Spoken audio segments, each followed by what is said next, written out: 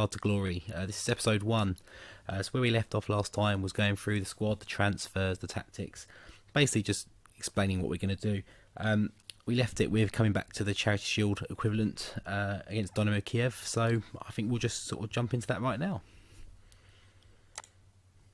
So I've picked the team already, so we are going with our 5 at the back formation, 2 wing backs, 2 centre midfielders and 3 up front. Just trying to score as many goals as we can. Should remain fairly tight at the back, hopefully, that's the plan anyway.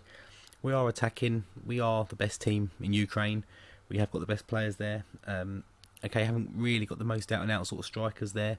Not really fitting the player roles, but it's not majorly important. They have got the attributes to play the roles, and they're more than good enough to be capitalising on chances, creating chances. Let's jump into the game and see how we get on. So yeah, we're going with the 5-3-2. I'm not quite sure how. I can't remember exactly how Kiev line up. So 4-4-2. I'd say we've got a good sort of match up in there. We should have. They are overrunning us a little bit in midfield, which could be a problem. Hopefully not. Hopefully it's not too much of an issue. But so we'll go with a passionate team talk. They're not responding greatly, but hopefully we can. A little bit better, but not massively. We'll send the assistant to the press conference before the game in the tunnel, and we kick off here and straight out the blocks. High percentage of possession, couple of shots or a shot, but the first highlight is Kiev's. But we have the chance to counter here. If we can do something with it, Tyson breaks down Bernard and Ferreira. Within 5 minutes, we are taking the lead against Dynamo Kiev, who, realistically are the biggest opposition in this league. So a great start. We'll look at it in 3D and just see nice little play there between pretty much quite quick transition to the front, but great interplay between the three forwards, and Ferreira, the actual out and out striker, is there to just slot it away. And he did have quite a good pre-season. He did get 4 in one match. It was the 11-1 match. But that was against a bunch of nobodies, so against the real teams he has to deliver it and see how we get on.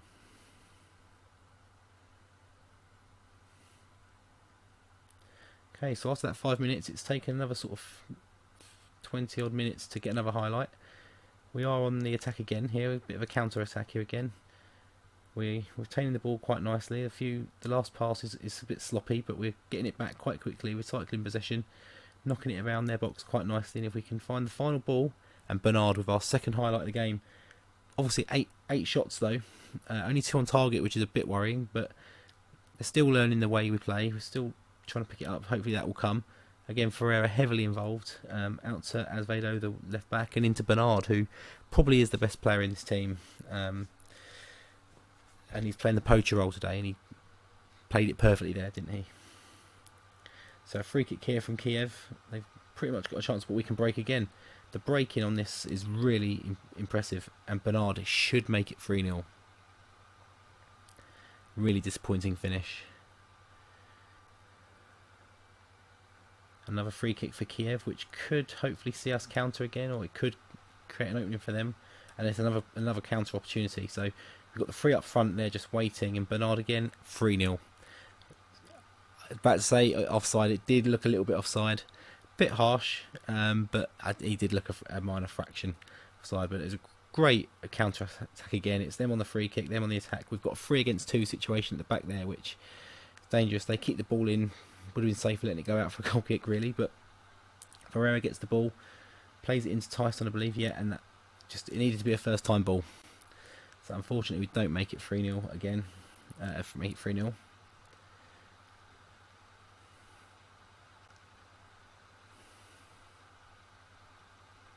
And as we trundle into half-time, 2-0 up, we've only had 2 shots on target. We have scored them. A lot of fouls were given away. We've got 2 players booked already, which is a bit worrying. The possession is a little bit half and half, but I think there's plenty to take out of that, especially considering it's the curtain raiser.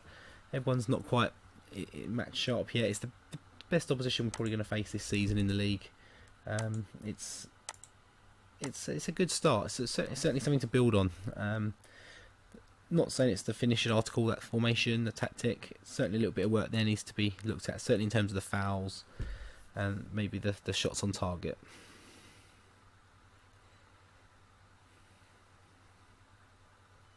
So we have another highlight here. We have a chance to do something. Cerner. And it could be a break for Kiev this time. And a great save by Piatov. Keeps out Junior something. I think he's a Nigerian striker. I did look at him in the transfer window, but I couldn't afford him.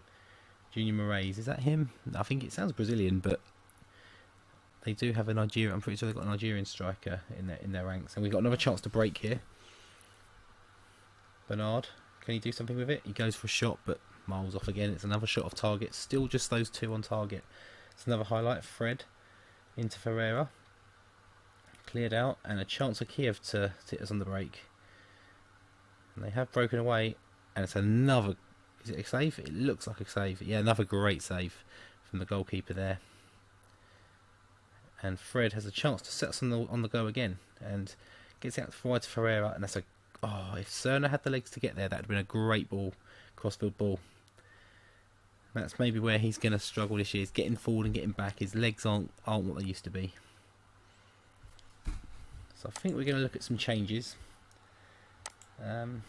Who's looks like they're struggling out there? We've got a few. We've got Stepanenko in the middle. We'll bring Kovalenko in. And Fred's struggling a little bit. We'll bring... Who can play in that middle role? We'll bring in... That's the thing. I'm not too sure. I think this guy can play centre midfield. Holding midfield. So it might be him. Yeah, we'll go with that. He can do a job for us for the last sort of 15 minutes or so. And it looks like Ferreira, he's putting a bit of a shift. I think we'll take him off. We'll bring Marlos on to see what he can do. Again, not massively familiar with the role, but I think he can certainly for the last few minutes. I played him in a few positions out of his normal position in pre-season, and he was popping up with goals and assists left, right and centre. So I'll give him a chance.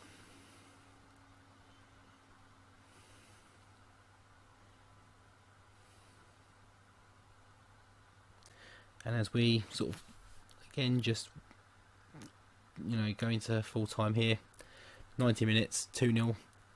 I think we can be quite happy with that result. Certainly with the result. Like I was saying, I think at half time, nowhere near finished article. Still plenty of work to do. I mean, that's Dynamo Kiev. Yeah, great, the hardest team in the division. But when we're coming up the Champions League, which is the aim of this season, we need to. I think this first season, at least, being competitive in the group stage, trying to maybe get out of the group. At worst, hitting the Europa League, and having a good go at that as well. And to do that, we're going to have to play a lot better than that. We're going to play a lot of teams that are going to be a lot better than that as well. So some work to do. We'll remain calm. Good performance out there. It's a rivalry of sorts, competitive rivalry certainly. Try and keep the players happy. A little bit of money for that, but nothing really. We'll send the assistant to the press conference. And how many does that say how many we've got? It just says another. So I'm not too sure how many that means we've won in a row. Probably quite a few. 8 times 1, I've just seen it. I don't know how many times in a row, but 8 times 1. I imagine most of those are fairly recently. Probably certainly the last sort of 15 years or so.